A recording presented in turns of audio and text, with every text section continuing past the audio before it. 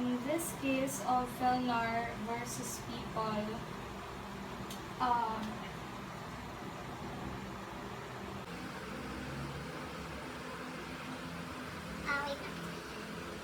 In this case of Felnar versus People,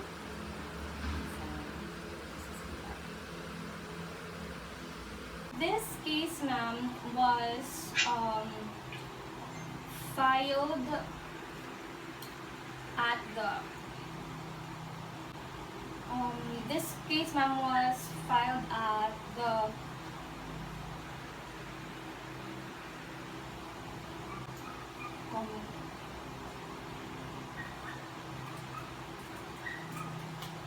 Zero Franco. Are you for a person with dual or multiple citizenship to run for local elected position. So what must he do? Under RA 9225, sir, of the Dual Citizenship Act, a person, those who are seeking public office in the Philippines, if they are dual citizens, must make a personal and sworn renunciation of any and all foreign citizenship before any public officer. Okay, in case of Eusebio Lopez. In the case of Eusebio Lopez versus Comelec here, Eusebio Lopez wanted to run for the position of barangay chairman in San Dionisio, Iloilo City. During the SK elections in 2007, here Villanueva prayed for his disqualification on the ground that Lopez was actually an American citizen, hence he was ineligible from running from public office by virtue. Without reading your notes, no? Without reading your notes. Okay, so sir, here, basically, Eusebio Lopez here was a dual citizen. He was a Filipino and American. He had a Filipino and an American citizenship. And so this was the grounds that Tessie Villanueva contended on in her petition for disqualification of Eusebio. So the main issue here, sir, was whether or not a dual citizen can run for public office without the renunciation of his foreign citizenship. And at the time that he filed his COC, and the Supreme Court here, sir, ruled that Lopez here, even though he is a Filipino citizen, he did not meet the qualifications here because he hasn't renounced his foreign citizenship.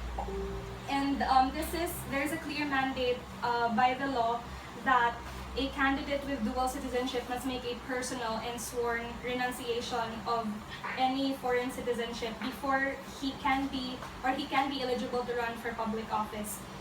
Here, sir, in the case of Eusebio, there was no evidence that showed that he actually complied with the provision of Section 3 of RA 9225. So hence, Eusebio, sir, cannot be allowed to run for public office or for the position of barangay chairman.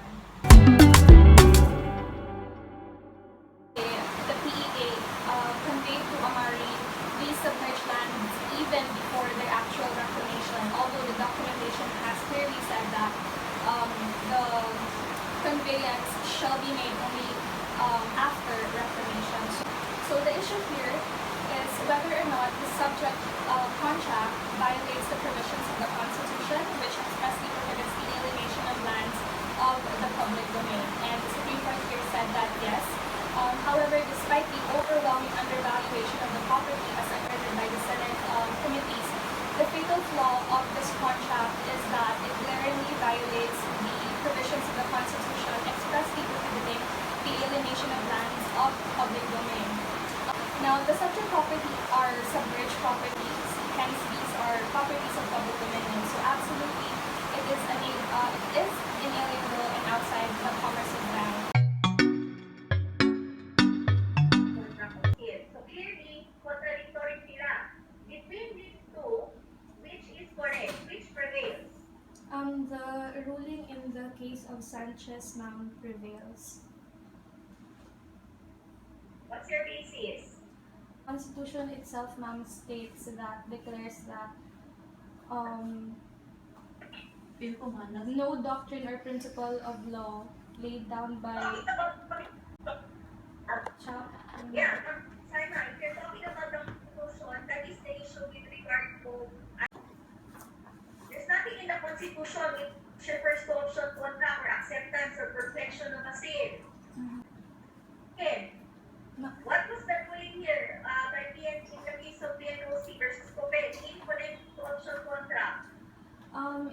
objection to the option contract, ma'am. The option contract or the consideration for the option contract was not in monetary form. Although that is accepted, however, since it is not in monetary form, this consideration must be clearly specified in the option contract. However, in the case of PNOC, ma'am, it was not clearly specified.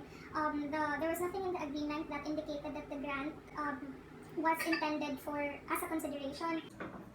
Copy, ma'am. With regard to the effect of absence consideration, absence of a separate consideration, would it give rise to a perfected contract of sale? Here, ma'am, there was already a perfected contract of sale because it is already binding. They have already accepted the contract to sell, and there was already an acceptance. Therefore, ma'am, there is already a binding agreement on the contract of sale, ma'am.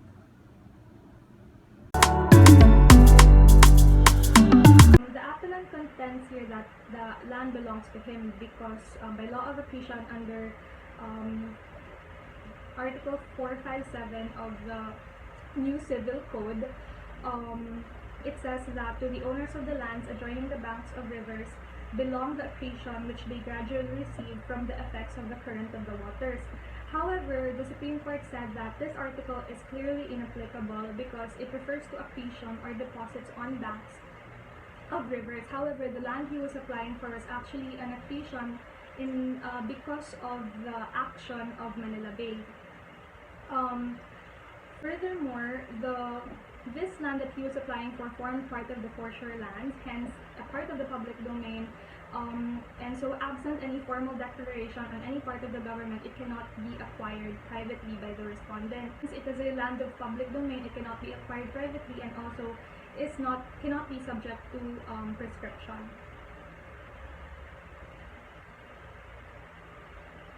Okay, thank you, Salala. Thank you, ma'am.